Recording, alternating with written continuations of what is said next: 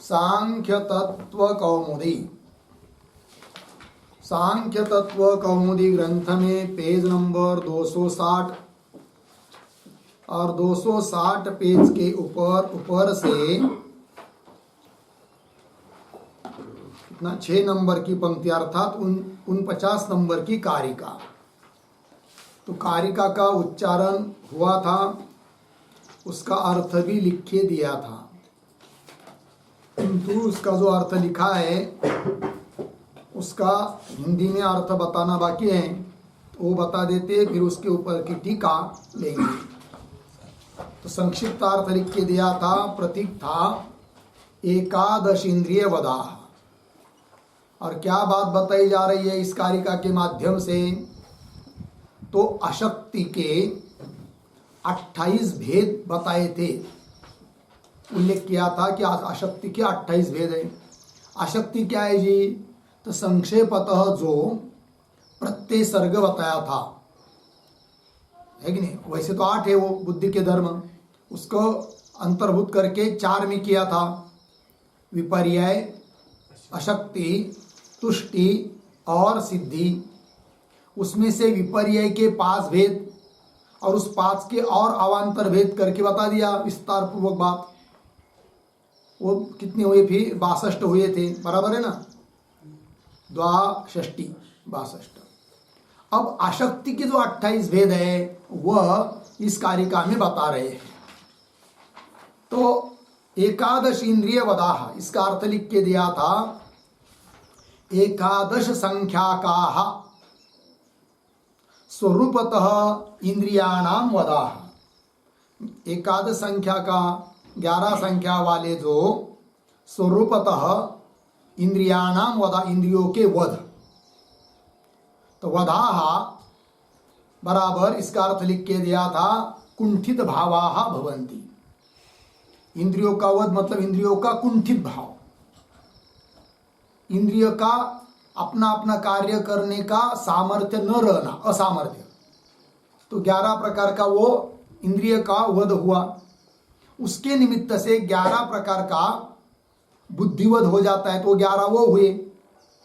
फिर उसका स्पष्टीकरण कर रहे हैं वो 11 वध कैसे है, आगे लिख के दिया था ते यथा श्रोत्रस्य बाधिर्यम। श्रोत्र इंद्रिय का वध, असामर्थ्य क्या है? बाधिर्यम, बहरापना। त्वचः कुंठिता, कुष्टिता। त्वचः कुष्टिता, त्वग इंद्रिय है, उसमें कोई कुष्टिता वगैरह कुछ रोग हो गया तो वो स्पर्श का ध्यान नहीं करा रही है, तो त्वचः कुंठिता। अर्धविराम। चक्षुषः अंधत्वम। चक्षुर इंद्रिय का बताया था वह क्या? अंधत्व, अंधेपना। रसनाया जड़ता, रसन इंद्रिय है, वो तो रसों को जानती है, किंतु कुछ लोगों का रसन इंद्रिय ऐसा हो जाता है कि उसमें जड़ता आ जाती है, रस का उनको ज्ञान नहीं हो पाता है, शब्द का उच्चारण भी नहीं व्यवस्थित हो पाता है, तो वो कुंठित भाव हो गया रसन इंद्रिय का। तो रसनाया जड़ता। आगे कहा था घ्राणस्य अजिघ्रता। घ्राण इंद्रिय है, गंध को लेता है किंतु नहीं समझ में आता किसी किसी को, तो अजिघ्रता हुई। वाचः मूकता। वाच वाग इंद्रिय, उसमें मूकता, बोल नहीं पाता है, तो मूकता हुई, ये वध हुआ, कुंठित भाव, वाच मूकता। फिर आगे पाणेः कौष्ट्यम, कौन्यम। पाणेः बराबर पाणेः कौन्यम, कौन्यम बराबर हस्तशक्ति अभाव, है कि नहीं? कौन्य, पानी मतलब हाथ, हाथ का कौन्यपना। जैसे हम पैर लंगड़ा हुआ क्या होते हैं? लंगड़ा बोलते हैं हिंदी में, पंगु बोलते हैं संस्कृत में। उस प्रकार संस्कृत में हाथ यदि लूला बन जाता है, काम नहीं करता है, तो उसके लिए शब्द क्या है? कौन्यम, है कि नहीं? हस्तशक्ति अभाव, लूलापन। फिर आगे पादस्य पंगुत्वम, पैर है, चल नहीं पाता है, न चल सकना, ये उसकी अशक्ति हुई। फिर पादस्य पंगुत्वम मतलब बराबर चलन असामर्थ्य रूपम, चलने का असामर्थ्य, ये पैर का कुंठित भाव है। फिर आगे पायो हो उदावर्त, पायो हो, पायु, पायु मतलब बुधेंद्रिय, और उसका कुंठित भाव क्या है? वो उदावर्त। उदावर्त का भी अर्थ कर दिया था बराबर पायु शक्ति है अभाव, पायु शक्ति का अभाव। उसका भी अर्थ किया था मल मूत्र वायु निस्सरण, मल मूत्र वायु निस्सरण अवरोधक रोग विशेष, उनका निस्सरण होना चाहिए, मल का, मूत्र का, वायु का, किंतु निस्सरण होने के लिए अवरोधक जो रोग विशेष वो बताया था पायु बुध इंद्रिया का कुंठित भाव वध। ठीक है, फिर आगे उपस्थस्य नपुंसकत्वम, है कि नहीं? उपस्थ इंद्रिय, जनन इंद्रिय जिसको कहते हैं, उसका अशक्ति कुंठित भाव वध क्या है? नपुंसकत्व बराबर रति शक्ति अभाव, रति शक्ति का अभाव, यह है उसका वध कुंठित भाव। फिर आगे बताया था मनस मंदता, मन है किंतु मंद है, विचार करने में, संकल्प विकल्प करने में समर्थ नहीं है, तो मनस मंदता इति। आगे पूर्ण विराम।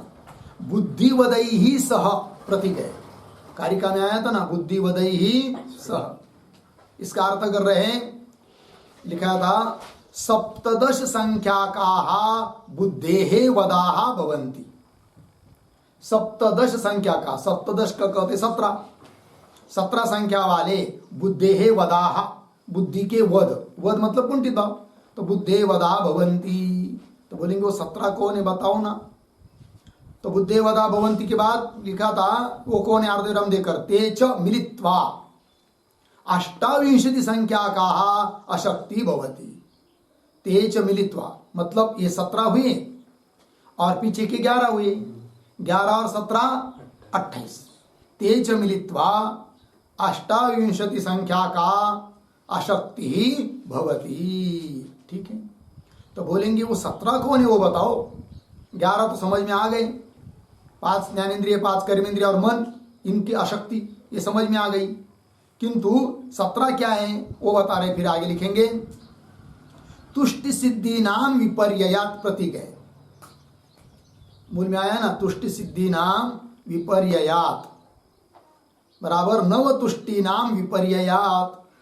तुष्टि 9 बताई थी, उसका विपर्यय, तो नव तुष्टि नाम विपर्ययात, विपर्ययात बराबर अभावात, तो नव तुष्टि का अभाव, ये नववदाह, ये नववद हो गए। फिर विपर्ययात बराबर अभावात नववदाह अर्धविराम। अष्ट सिद्धि नाम अभावात, उसी प्रकार 9 अष्ट सिद्धि का भी जब अभाव होता है तो 8 हो गए, 9 और 8 17, तो अष्ट सिद्धि नाम अभावात अष्टौ वदाः अर्धविराम मिलित्वा बुद्धेः सप्तदश वदाः बोध्याः। मिलकर 9 और 8 कितने हुए? 17, और 17 और पीछे के 11 कितने हुए? 28। मिलित्वा बुद्धेः सप्तदश वदाः बोध्याः, हो गया। आगे चलिए, तत्र प्रकृति उपादान काल भाग्य शब्दोपरम स्पर्शोपरम रूपोपरम रसोपरम गंधोपरम संज्ञकानाम नवतुष्टीनाम वदाः। यह 9 तुष्टि भाई, 9 तुष्टि कौन कौन? प्रकृति, उपादान, काल, भाग्य, शब्दोपरम, शब्द से हट जाना, शब्द विषय का ग्रहण करने के लिए प्रवृत्ति न होना, तो वो भी एक प्रकार की क्या है? तुष्टि है कि नहीं? तो शब्दोपरम, उसी प्रकार स्पर्शोपरम, रूपोपरम, रसोपरम, गंधोपरम संज्ञकानाम नवतुष्टीनाम वदाः नामना यथा। इनके निमित्त से 9 प्रकार के वध भी हो जाती, तो 9 तुष्टि हुई, किंतु इनके वध बताना है अभी। कुंठित भाव वो क्या है वो आगे लिख रहे हैं, नामना यथा अप्रकृति। तो प्रकृति के विरुद्ध क्या हुआ फिर? अप्रकृति। और तुष्टि में आया था नंबर 2 पर उपादान, उसका विरुद्ध अनुपादान, अनुपादाना, अप्रकृति, अनुपादाना, अकाला, अभाग्या, 4 हुई, वह 4 हुई। फिर आगे शब्द अनुपरमा, तुष्टि में क्या था? शब्द उपरम, उपरम के विरुद्ध अनुपरम, तो शब्द अनुपरमा, शब्द से उपरम नहीं हुआ है, शब्द को भोग रहा है कि नहीं? तो वही शब्द अनुपरमा। उसी प्रकार स्पर्श अनुपरमा, रूप अनुपरमा, रसानुपरमा, गंधानुपरमा। ये क्या हुए? फिर 9 तुष्टि के निमित्त से 9 प्रकार के वध हुए, ठीक है ना। फिर 8 सिद्धि बताई थी ना, 8 सिद्धि के वध वो भी बताएंगे। फिर 8 सिद्धि क्या है पहले वो बता रहे। अथ ऊह शब्द अध्ययन आध्यात्मिक दुखाभाव, आदि भौतिक दुखाभाव, आदि दैविक दुखाभाव, 3 हुए ना भाव। आध्यात्मिक दुखाभाव, आदि भौतिक दुखाभाव, आदि दैविक दुखाभाव। फिर उसके बाद श्रुत प्राप्ति, दानाख्यानाम अष्ट सिद्धि नाम वदा। ये 8 सिद्धि है। कौन कौन है 8 सिद्धि? तो आगे उसका उल्लेख होने वाला है कारिका में, किंतु वध बताने के लिए बताना पड़ा 8 सिद्धि। वो कौन? वह शब्द अध्ययन, आध्यात्मिक दुख का भाव, है कि नहीं? 1 2 3 4 हुए ना। फिर आदि भौतिक दुखा भाव, आदि दैविक दुखा भाव, और श्रुत प्राप्ति और दान, इतने ये क्या हुई? अष्ट सिद्धि। तो दाना क्या नाम? अष्ट सिद्धि नाम वदाह। वो वध क्या हो जाएंगे? उसके विरुद्ध। तो बराबर वदाह बराबर अनुहा, वो के विरुद्ध क्या हुआ? अनुहा, अशब्द, अनध्ययन, 3 हुआ ना। अनुहा, अशब्द, अनध्ययन। फिर आगे आध्यात्मिक दुख, क्योंकि सिद्धि में क्या था? आध्यात्मिक दुख का अभाव, उसका अभाव क्या हो जाएगा? आध्यात्मिक दुख। उसी प्रकार आदि भौतिक दुख, आदि दैविक दुख, अश्रुत प्राप्ति और अदानाख्या, अष्टौ सिद्धि वदा। ये 8 क्या हुए? सिद्धि के वध, है कि नहीं? 9 और 8 17। आगे तेज एकादश, है कि नहीं? तेज एकादश पे पहले शुरू में मैं बताए हुए 11 इंद्रिय वध, अर्धविराम, फिर 9 पुनः अर्धविराम, पुनः 8, है कि नहीं? आगे मिलिता अष्टाविंशति प्रकार अशक्ति भवती। मिलिता कुल मिलाकर 28 प्रकार की क्या हुई? अशक्ति हो गई, हो गया ना। चलिए भाई, तो ये कारिका का अर्थ बता दिया। अब इसके तत्व कौमुदी में चलते हैं। एकादश इति त इंद्रियवधस्य ग्रहः बुद्धिवध हेतुत्वेन न तु अशक्ति भेद पूर्णत्वेन। ठीक है, तो ये जो पंक्ति है इंद्रियवधस्य इत्यादि, उसके पूर्व में एक वाक्य लिखते हैं थोड़ा सा अवतरण के रूप में। यद्यपि इंद्रियाणाम वदाः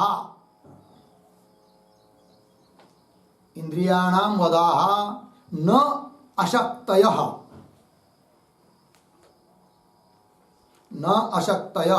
भवितुम अर्हन्ति,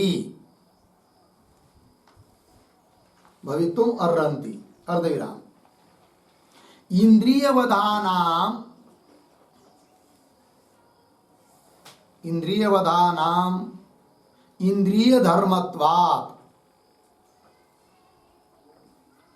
इंद्रिय धर्मत्वात्, अर्धविराम। अशक्ते हेतु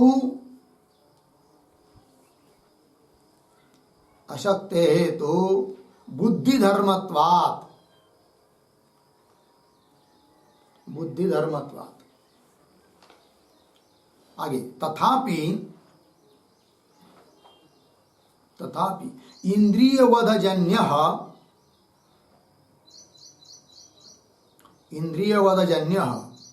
एकादश विधः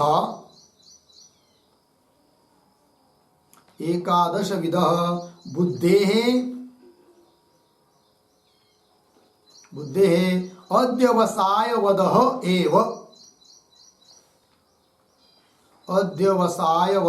एव बुद्धिवदः ग्राह्यः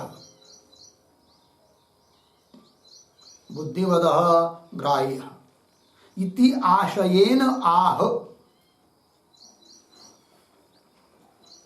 आशयेन आह इंद्रियवधस्य इति।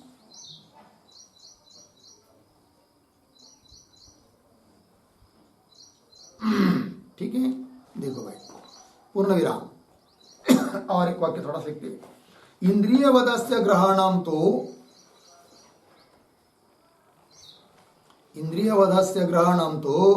बुद्धिवद जनकतया कृतम्। बुद्धिवद जनकतया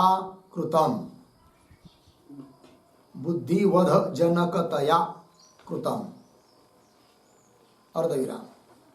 तेन बुद्धिवदाः एकादश ग्राह्याः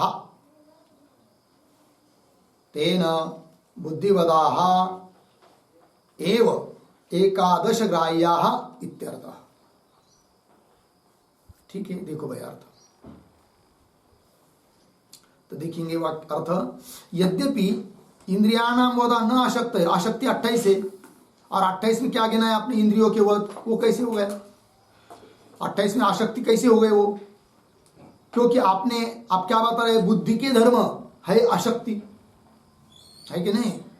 क्योंकि बुद्धि का सर्ग चल रहा था ना, धर्म अधर्म ज्ञान अज्ञान वैराग्य अवैराग्य 8 थे, उसका अंतर्भाव 4 में किया था, विपर्यय अशक्ति तुष्टि और सिद्धि। तो आशक्ति फिर किसका है, वो किसका सर्ग है? बुद्धि का। तो बुद्धि का धर्म बताना चाहिए ना। और आप क्या बता रहे, इंद्रियों के वध, किंतु इंद्रिय का वध, इंद्रिय का कुंठित भाव, वो तो इंद्रिय का धर्म है। और बताना क्या चल रहा है, बुद्धि का धर्म आशक्ति। तो आशक्ति कैसा हो जाएगा फिर इंद्रिय का वध, ये शंका, वही लिख के दिया आपको। यद्यपि इंद्रियाणाम वदाः न अशक्तयः, वस्तुतः वो आशक्ति नहीं है, भवितुम अशक्तयः भवितुम न अर्हन्ति। क्यों? इंद्रिय वदानाम इंद्रिय धर्मत्वात्, इंद्रियों के वध इंद्रिय का धर्म है और आशक्ति किसका धर्म है? अशक्त हेतु बुद्धि धर्मत्व, तो बुद्धि का धर्म है। पर इंद्रिय के वध को आशक्ति में कैसे गिना रहे आप, ये शंका करने का अभिप्राय। उत्तर दे रहे तथापि इंद्रिय वधजन्य एकादश विध बुद्धे अध्यवसाय वध, बुद्धि का जो अध्यवसाय स्वरूप है बुद्धि का, तो किंतु इंद्रिय वध रहता है, तो इंद्रिय वध से जन्य 11 प्रकार का अध्यवसाय का भी वध हो जाता है। इसलिए कह दिया अशक्ति में गिनाया, क्योंकि इसके निमित्त से कारण है, इंद्रिय का वध कारण है और कार्य कौन है? बुद्धि का वध। तो बुद्धि का वो जो 11 प्रकार का वध है वह उत्पन्न होता है इंद्रिय के वध से, अतः इंद्रिय वध को स्थूल होने से स्पष्ट रूप से गिना दिया यहां पर, वही कह रहे। तथापि इंद्रिय वधजन्य एकादश विधः बुद्धे अध्यवसाय वध एव बुद्धिवध ग्राह्यः इति आशयेन, इस अभिप्राय से लिख रहे टीकाकार, इंद्रिय वधस्य ग्रह, इंद्रिय वध का जो ग्रहण किया आपने स्वीकार किया वह बुद्धिवध हेतुत्वेन, वो बुद्धिवध के लिए क्या है? हेतु है, कारण है, और कार्य कारण का अभेद होता है। इस हिसाब से इंद्रियवध को लेकर 28 गिना रहे हैं।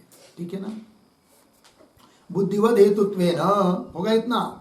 और आगे एक वाक्य लिखित है ना, इंद्रियवधस्य ग्रहणम, तो इंद्रियवध का ग्रहण क्यों किया? बुद्धिवध जनकतया कृतम, बुद्धिवध का वो जनक है इसलिए। तेन बुद्धिवदाः एव एकादश ग्राह्याः, इसलिए बुद्धि के वध भी हो जाते कितने? 11। ठीक, वो कह रहे। आइए मूल में, इंद्रिय वधस्य ग्रह बुद्धिवध हेतुत्वेन, आगे न तु अशक्ति भेद पूर्णत्वेन, इंद्रियों का वध अशक्ति का भेद जो 28 है उसकी संख्या पूर्ण करने के लिए इंद्रियों का वध नहीं है, अपितु इंद्रिय के वध से बुद्धि का 11 प्रकार का वध हो जाता है, कुंठित भाव हो जाता है, वो अशक्ति में है और ये कारण है कौन? इंद्रियों का वध। ये बात समझना। न तो अशक्ति भेद पूर्णत्वेन, ठीक है। आगे चलिए, अब बोलेंगे भाई एकादश इंद्रिय वध बताया कारिका में, वो कौन है बताओ? तब कह रहे आगे एकादश इंद्रिय वदाह, कौन कौन है वो? तो बता रहे एक श्लोक देकर, बाधिर्यम कुंठितांधत्वम जड़ता जिघ्रता तथा मूकता कौन्य पंगुत्वे क्लैब्योदावर्तमंदता। ये 11 इंद्रिय वध है भाई। तो बाधिर्यम है कि नहीं? बाधिर्य किसका? हाँ, बधिर का भाव बाधिर्य। श्रोत्र इंद्रिय का वध है, श्रवण शक्ति का अभाव थोड़े में, बाधिर्यम। कुंठिता, हाँ, कुंठिता मतलब कुष्ठ अस्य अस्ति कुष्टि, तस्य भाव कुष्ठिता, अर्थात त्वगिंद्रिय के शक्ति का विनाश, वो हो गई कुष्ठिता। अंधत्व, चक्षु के शक्ति का अभाव, आंधळेपना। जड़ता, रसन इंद्रिय शक्ति का अभाव, जड़ता। अजिघ्रता, घ्राणेन्द्रिय के शक्ति का अभाव, वो हो जाता है अजिघ्रता। 4 हुए ना। फिर आगे आया है मूकता, वाक शक्ति अभाव, वाग इंद्रिय, उसमें सामर्थ्य नहीं बोलने का, तो मूकता हो गया। फिर आगे कौन्य पंगुत्वे, ये 2 हुए। कौन्य मतलब कुन अस्य स्थिति कुणी, है कि नहीं? हाथ से लुला व्यक्ति, कुणी। तस्य भाव कौन्यम, तात्पर्य हस्तशक्ति का अभाव। पंगुत्व क्या है? पाद शक्ति का अभाव, चल नहीं सकता है, तो वो हो गया। फिर क्लैब्य बताया, क्लैब्य क्या है? नपुंसकत्व, रति शक्ति का अभाव, ये हुआ क्लैब्य। फिर आगे आया उदावर्त। उदावर्त का मतलब है क्या? पायु शक्ति का अभाव। पीछे पंगुत्व में पैर शक्ति का अभाव, और अभी उदावर्त मतलब पायु शक्ति का अभाव। खुद इंद्रिय शक्ति में सामर्थ्य नहीं है, रोक नहीं सकता है कि नहीं? मल मूत्र आदि को, वही मल मूत्र वायु निस्सरण का अवरोधक शक्ति होती है उसमें, किंतु कोई रोग विशेष हो गया, रोक नहीं सकता है, तो वो मंदता आ गई, उसमें वो वध हो गया, कुंठित भाव, उदावर्त। उसके बाद आती है मंदता। मंदता मतलब मन का कुंठित भाव, अर्थात संकल्प विकल्प शक्ति का अभाव। तो 11 इंद्रिय हैं, 11 इंद्रिय के 11 वध बता दिया। आगे चलिए, यथा संख्यम श्रोत्रादीनाम इंद्रियाणाम वदाः, क्रमशः लगा लेना है, 5 ज्ञानेन्द्रिय, 5 कर्मेंद्रिय, फिर मन। तो यथा संख्यम, संख्या के अनुसार, श्रोत्रादि इंद्रियों के ये सब क्या है? वदाः। वदाः शब्द का अर्थ होता है अशक्तय, इंद्रियों में असामर्थ्य। ठीक है, आगे चलिए।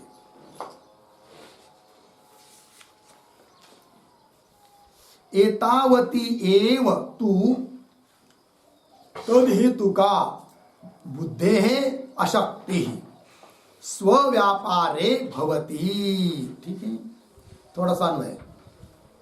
तद्हेतुका, पीछे एतावती तु, आगे बुद्धेः अशक्तिः स्वव्यापारे भवति। ठीक है, इतना ही अर्थ देखिए भाई। तद हेतु का, तद हेतु का अर्थ है यहां पर एकादश इंद्रिय वध हेतु का। 11 इंद्रिय का वध, वह है हेतु जिसके लिए, ठीक है ना। तो एकादश इंद्रिय वध हेतु का क्या? एतावती एव मतलब एकादश संख्या का क्या? बुद्धि है अशक्ति, बुद्धि महत तत्व, उसकी अशक्ति असामर्थ्य। ठीक है ना। क्या है वो? स्वव्यापारे भवति। स्वव्यापारे, स्वस्याः बुद्धेः, बुद्धि का जो अपना व्यापार है, अध्यवसायत्मक व्यापार, उस व्यापार में उसके निमित्त से 11 वध अशक्ति हो जाते हैं। तो 11 हो गए। आगे चलिए। तथा च एकादश हेतुकत्वात् एकादशदा बुद्धेः अशक्ति उच्यते। एकादश हेतुकत्वात् मतलब एकादश इंद्रिय वध के निमित्त से ये बुद्धि के वध होते हैं 11, इसलिए कह दिया एकादश हेतुकत्वात् एकादशता, इसलिए 11 हो गए वो। बुद्धे अशक्ति उच्यते। ठीक है।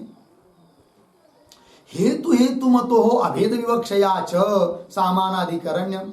हेतु हेतु मत है कि नहीं। हेतु मत शब्द का अर्थ होता है कार्य और हेतु होता है कारण, और कारण कार्य का क्या इनके अभेद। हेतु हेतु मतो हो अभेद विवक्षया, दोनों के अभेद की विवक्षा से सामानाधिकरण्यम, सामानाधिकरण्य कह दिया। ठीक है ना। मतलब एकादश इंद्रिय वध बुद्धि के वध है, ये बात बता दी। अभेद कार्य कारण में है होता है, इस दृष्टि से कह दिया, ये बात हो गई। चलिए तो थोड़ा सा टीका में देखिए। टीका में अयम अभिप्राय ऐसा आया है, मिला तीसरा तरीका।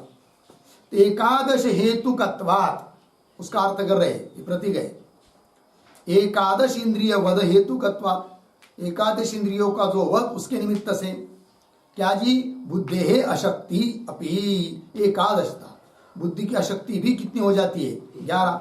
एकादश संख्या का एकादश संख्यावती उच्चते नाम कहते थे। फिर आगे पद आए मूल में हेतु हेतु मतो अभेद विवक्षया, उसका अर्थ टीका में कर रहे। देखिए हेतु हेतु मतो अभेद विवक्षया इति अत्र एकादश इंद्रिय वध हेतु, हेतु कौन है, एकादश इंद्रियों का वध, ये क्या हुआ, हेतु कारण। और हेतु मत कारण वाला अर्थात कार्य, वो कौन है, वो बता रहे। हेतुमती मतलब कार्य स्वरूपाच बुद्धिवदात्मिका अशक्ति ही, बुद्धिवदात्मक अशक्ति, ये क्या हुआ, कार्य। और एकादश इंद्रिय का वध, ये क्या हुआ, कारण। और कार्य कारण का क्या होता है, अभेद अशक्ति। इति द्वयो हो कार्य कारणयो हो अभेद विवक्षया, अभेद की दृष्टि से एकादश इंद्रिय वदा इति शब्दस्य अशक्ति इति शब्दस्य च सामानाधिकरण्य। एकादश इंद्रिय वदा अशक्ति, दोनों पदों का क्या हुआ है, सामानाधिकरण्य हुआ है, एक विभक्तिकत्व हुआ है, एक अर्थ को बता रहे हैं। सामानाधिकरण्य क्यों हुआ फिर, क्योंकि एकादश इंद्रिय वध तो इंद्रिय के धर्म है, बुद्धि के नहीं, बुद्धि के वध है अशक्ति। तो वो कह रहे कार्य कारण का अभेद की दृष्टि से बता दिया, ये कह रहे। एकादश इंद्रिय वदा इति शब्दस्य अशक्ति इति शब्दस्य च सामानाधिकरण्यम, अर्थात एकार्थ प्रतिपादकत्व, यही सामानाधिकरण्य, दोनों एक अर्थ का प्रतिपादन कर रहे हैं। कथितम हो गया जी, ये हुआ भाई अशक्ति 28 प्रकार की, 28 में से 11 प्रकार बता दिया, अभी 17 प्रकार बताने हैं, वो आ रहे आगे टीका में। तदेवं इंद्रियवद द्वारेण बुद्धे अशक्ति मुक्त्वा स्वरूपतः अशक्ति आह स बुद्धिवदैहि इति। स बुद्धिवदैहि ये अवतर है, क्या है, प्रतीक है, प्रतीक। स बुद्धिवदैहि प्रतीक है, उसका अवतरण लिख रहे पीछे का वाक्य। तदेवं इंद्रियवद द्वारेण, इस प्रकार इंद्रियवद के माध्यम से बुद्धे अशक्ति मुक्त्वा, बुद्धि की अशक्ति बता दिया 11 प्रकार की। अब स्वरूपतः अशक्ति आह, स्वरूपतः जो बुद्धि की अशक्ति होती है और प्रकार की 17 प्रकार की, वो अब बता रहे हैं स बुद्धिवदहि इत्यादि पंक्ति के द्वारा। टीका में तत्व कौमुदी में देखिए, कति बुद्धे स्वरूपतः वदाह इति अतः आह प्रश्न। बोलेंगे भाई ठीक है, स्वरूपतः बुद्धि के वद आप बताने जा रहे हो, किंतु वो कितने हैं, उनकी संख्या कितनी है बताओ, वही करे। कति, कति मतलब कितनी, बुद्धे स्वरूपतः वदा, बुद्धे स्वरूपतः वदाह कति, कितने हैं, ऐसी शंका कोई करता है, उत्तर दे रहे इत्यत आह सप्तदश वदाह बुद्धे, बुद्धि की कितने वद है, स्वरूपतः वद 17 है, और निमित्त से आते हैं 11, 17 और 11 28।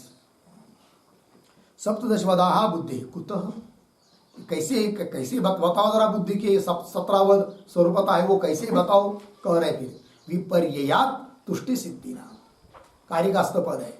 तुष्टि सिद्धियों का जो विपर्य, विपर्य अभाव, तुष्टि का अभाव, सिद्धि का अभाव, तो 9 तुष्टि है उसका अभाव और 9 सिद्धि है उसका, ठीक है वही करें। तुष्टय नवधा इति, 9 प्रकार की तुष्टि है। और तद विपर्यया, अब उसकी विपर्य भी कितने हो जाएंगे फिर 9। तद विपर्यया मतलब अभाव रूप अतुष्टिया, वो भी 9 हो जाती है। तद विपर्यया, आगे क्या कर रहे हैं, तद विपर्यया मतलब तन निरूपणात् नवधा भवन्ति, उस नव तुष्टि के द्वारा निरूपित 9 प्रकार वध भी 9 प्रकार के हो जाते हैं। ठीक है ना? विपर्य मतलब अभाव, तुष्टि का अभाव, तो उस अभाव का प्रतियोगी रूप से है कौन? 9 तुष्टियां, है कि नहीं? वही तन निरूपणात् नवधा भवन्ति, ये जो वाक्य शब्द आया ना, तन निरूपणात् नवधा भवन्ति, उस पर एक वाक्य लिखते हैं। तन निरूपणात् बराबर, तन निरूपणात् बराबर तासाम तुष्टीनाम निरूपणात्, तासाम तुष्टीनाम निरूपणात् तुष्टि प्रतियोगिकाम,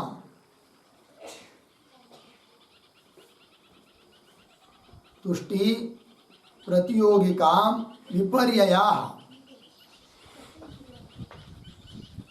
बराबर अभावाः अतुष्टयः अपि, अतुष्टयः अपि नव भवन्ति इत्यर्थः, नव भवन्ति इत्यर्थः। ठीक, देखो भाई अर्थ तो मूल में आया है तन निरूपणात्, उसका अर्थ कर रहे तासाम तुष्टीनाम निरूपणात्, उन तुष्टियों के निरूपण से अभाव भी न हो जाते, क्योंकि तुष्टि प्रतियोगी है, तो तुष्टि है प्रतियोगी जिनके लिए, ऐसे अभाव वो भी कितने हुए? 9। वही कह रहे तुष्टि प्रतियोगिकाम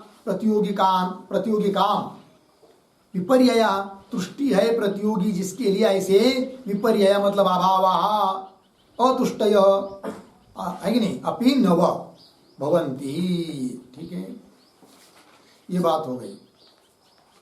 आगे चलिए टीका में, तो तत्व कौमुदी एवं सिद्धय अष्टौ इति, है कि नहीं, तुष्टि न हुए उसके विपर्य न हुए, उस प्रकार सिद्धि है 8, उसके अभाव हो जाएंगे 8। हाँ, एवं सिद्धय अष्टौ इति तद विपर्ययाः, उस सिद्धियों के विपर्य, विपर्य मतलब अभाव, अर्थात तन निरूपणात्, है कि नहीं, अष्ट सिद्धि से निरूपित हुए, वो अष्ट सिद्धि ही नहीं रहेगी तो उनका अभाव कहाँ से मिलेगा? क्योंकि अभाव जो होता है वो प्रतियोगी पूर्वक होता है, अतः उनके विपर्य भी 8 हो जाते हैं। तन निरूपणात् अष्टौ भवन्ति, वे भी 8 हो जाते हैं। तो कौन है वो 8? लिख लीजिए उनका, उसको उस पर भी एक वाक्य लिख देंगे। अननिमा, अननिमा, अमहिमा, अमहिमा, अगरिमा, अगरिमा, अलघिमा, अलघिमा, अप्राप्ति, अप्राप्ति, अप्राकाम्य, अप्राकाम्य, अवशित्व, अवशित्व, अनिशितत्वाख्या, अनिशित्व, अनिशित्वाख्या अष्टौ असिद्धयः, असिद्धयः अशक्तयः बोध्याः इति, अशक्तयः बोध्याः इति। ठीक है, देखो भाई अर्थ। तो ऐश्वर्य में, सिद्धि में आता है अनिमा, उसका अभाव क्या होगा फिर? अननिमा। महिमा का अभाव अमहिमा, गरिमा का अभाव अगरिमा, ठीक है, लघिमा का अभाव अलघिमा, प्राप्ति का अभाव अप्राप्ति, प्राकाम्य का अभाव अप्राकाम्य, वशित्व का अभाव अवशित्व, और ईशित्व का अभाव अनिशित्व। ये सब यह है नाम जिनका ऐसे 8 प्रकार के असिद्धि अर्थात अशक्ति, ये हो गए 8, कुल मिलाकर 28। ठीक है, चलिए तद विपर्ययाः तन निरूपणात् अष्टौ भवन्ति इति हो गया ना। उस 49 कारिका का व्याख्यान पूरा हुआ। अब आगे 50 नंबर की कारिका की अवतरणिका देखिए। तुष्टि नवधा इति उत्तम ताहा परिगणयति। तुष्टि कितनी प्रकार की बताई थी? 9। लेकिन वो कौन कौन है भाई? तो तुष्टि नवधा उत्तम, उत्तम कह दिया। उत्तम मतलब कह दी, कहा कह दी पता है? तो उस पर लिख सकते हैं कारिका नंबर 47 में तुष्टि 9 है ऐसा बताया था। कौन कौन है वो बताया नहीं, केवल 9 तुष्टि है और 8 सिद्धि बताया था 47 नंबर कारिका ने, उसका स्मरण करा रहे हैं। तो तुष्टि नवदा इति उत्तम ताह ताह तुष्टयः परिगणयति, है कि नहीं? परिगणयति का अर्थ लिखिए अवांतर विभाग पूर्वकम गणयति। अवांतर विभाग पूर्वकम, अवांतर विभाग पूर्वकम गणयति इत्यर्थः। उसके अवांतर विभाग पूर्वक उनकी गणति कर रहे हैं अब कारिका के माध्यम से। तो कारिका का उच्चारण कर लेते हैं। आध्यात्मिक्यश्चतस्रः प्रकृत्युपादान काल भाग्याख्याः बाह्या विषयोपरमा पंच नव तुष्टयोभिमताः आध्यात्मिक्यश्चतस्रः प्रकृत्युपादानकालभाग्याख्याः बाह्या विषयोपरमा पंचनवतुष्टयोभिमताः। ठीक, पदच देखिए। आध्यात्मिक्यः चतस्रः प्रकृति उपादान काल भाग्याख्याः बाह्याः विषयोपरमात् पंच नव तुष्टयः अभिमताः। ठीक, अन्वय करेंगे थोड़ा। आध्यात्मिक्य एक शब्द छोड़कर आगे प्रकृति उपादान काल भाग्याख्या पीछे चतस्र नीचे आइए विषयोपरमात् पंच विषयोपरमात् पंच पीछे बाह्याः तुष्टयः पीछे नव अभिमताः। 9 तुष्टि है। देखो भाई आध्यात्मिक्य, इनको आध्यात्मिक बोल दिया। वो कौन है? आध्यात्मिक 4 और बाह्य 5, 5 और 4 9 तुष्टि। तो आध्यात्मिक के कौन? प्रकृति उपादान काल और भाग्य, ये 4 तुष्टि है, यह आध्यात्मिक हुई। और विषयोपरमात् है कि नहीं? विषय के विषयों में दोष देखकर उससे उपरम हो जाना रूप 5 बाह्य तुष्टि है। और कुल मिलाकर तुष्टय 9 अभिमता, 9 तुष्टियां है। ठीक है, तो चलिए संक्षेपतार्थ इस कारिका का भी लिख लेते हैं। प्रतीक आध्यात्मिक्य, आध्यात्मिक्य बराबर प्रकृति भिन्नम, प्रकृति भिन्नम कौंस में लिखिए जड़ वर्ग से भिन्न, जड़ वर्ग से भिन्न कौंस बन। आगे आत्मानम अधिकृत्य,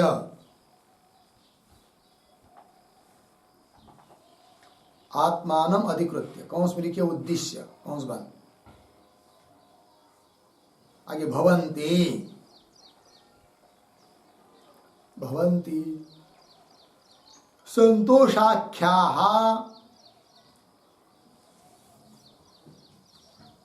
संतोषाख्याः अध्यवसायात्मिक्यः वृत्तयः, अध्यवसायात्मिक्यः वृत्तयः ताः आध्यात्मिक्यः इति, ताः आध्यात्मिक्यः इति। पूर्ण विराम। आगे प्रतीक आगे प्रकृति उपादान काल भाग्याख्या प्रतीक है। प्रकृति उपादान काल भाग्याख्या बराबर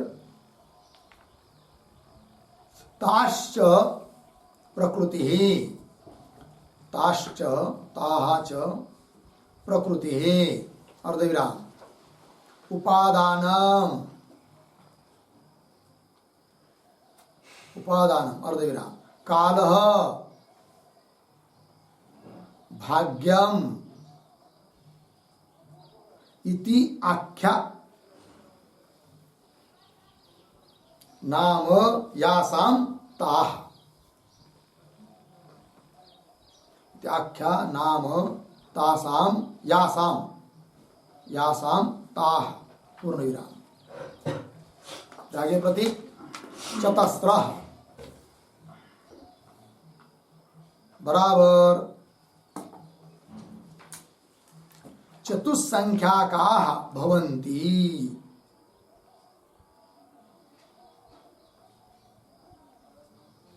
चतुस्संख्याकाः भवन्ति पूर्ण विराम। फिर प्रतीक तुष्टयः बरोबर संतोषाः पूर्ण विराम। तत्र नंबर एक प्रकृति, प्रकृति बराबर प्रधानम एव मोक्षदम, प्रधानम एव मोक्षदम इति संतोषः, इति संतोषः। नंबर दो उपादानम बराबर प्रव्रज्यादिकम एव मोक्षदम, प्रव्रज्यादिकम एव मोक्षदम इति संतोषः, इति संतोषः पूर्ण विराम। नंबर तीन कालः, कालः बराबर समये प्राप्ते सति एव, समये प्राप्ते सति एव मोक्षः इति संतोषः, मोक्षः इति संतोषः। नंबर चार भाग्यम बराबर भाग्यात् एव मोक्षः इति संतोषः, भाग्यात् एव मोक्षः इति संतोषः पूर्ण विराम। फिर प्रतीक आगे विषयोपरमात् पंच,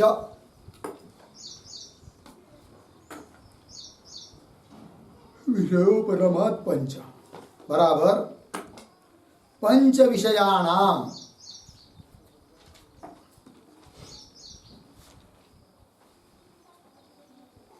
पंच विषयाणाम मिला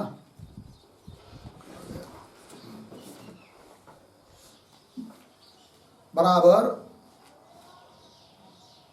नहीं, पंच विषयाणाम आगे लिखेंगे बराबर नहीं, शब्द स्पर्श रूप रस गंधानाम,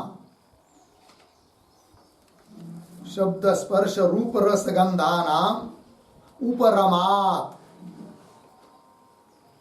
उपरमात् बराबर दुख दोष दर्शनेन निवृत्ति भावात्, दुख दोष दर्शनेन निवृत्ति भावात् कौंस में लिखिए विषय वैराग्यात्, विषय वैराग्यात् कौंस बंद पूर्ण विराम। फिर आगे प्रतीक बाह्याः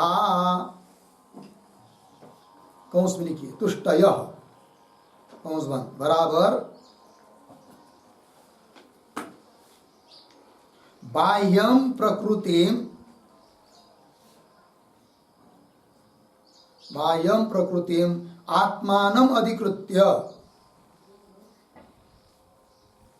आत्मानम अधिकृत्य भवन्ति इति बाह्याः,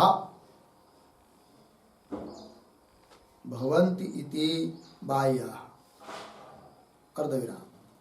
किं वा बाह्य विषयिण्यः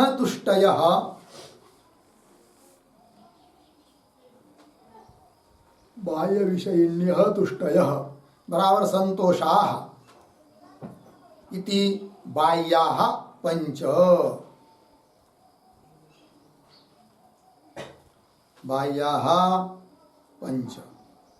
बराबर पंच संख्याकाः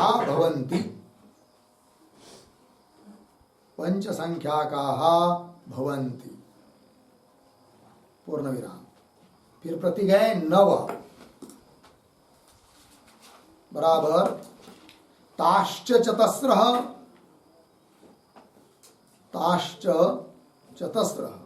पंच च मिलिताः नव संख्याकाः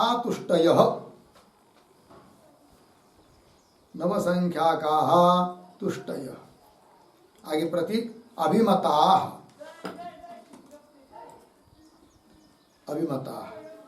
बराबर सांख्याचार्यैः स्वीकृताः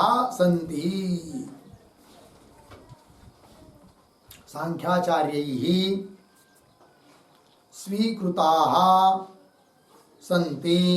इत्यर्थः। ठीक है ना। चलो भाई अर्थ देखते हैं।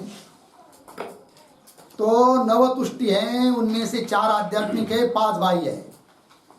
तो आध्यात्मिक क्यों कहते हैं उसको, वो बता रहे आध्यात्मिक के इसका अर्थ प्रकृति भिन्न, प्रकृति अर्थ जड़ वर्ग से भिन्न जो आत्मा, उस आत्मानम अधिकृत्य आत्मा के उद्देश्य होती है 4, इसलिए 4 संतोष, इसलिए इनको कहते हैं अध्यवसायात्मिक वृत्तय। संतोष नाम की जो निश्चयात्मक वृत्तियां है वही है आध्यात्मिक। वो कौन कौन है, प्रकृति, उपादान, काल और भाग्य। ठीक है, ये है नाम जिनके आख्या शब्द का अर्थ नाम कर दिया। प्रकृति, उपादान, काल, भाग्यम इति आख्या अर्थात नाम या आसाम जिनका ताहा आध्यात्मिक। ठीक है ना जी। चलिए, तो ये प्रकृति, उपादान, काल, भाग्य नाम की आध्यात्मिक तुष्टियां हुई। फिर उनका एक एक का अर्थ भी बता रहे हैं। चतस्र मतलब 4 संख्या की, तुष्टि मतलब संतोष। तो उसमें जो प्रकृति है वो क्या बता रहे, नंबर 1 प्रकृति का अर्थ कर दिया प्रधानम एवं मोक्षदम, बस है ना, मोक्ष देने वाला कौन, प्रधान। हमको क्या लेने देना, कुछ प्रयत्न करने की जरूरत नहीं, बस होगा इतने में संतोष। प्रकृति देगी, मोक्ष देना देना है तब ये हो गया। फिर क्या तुष्टि, कौन सी, प्रकृति।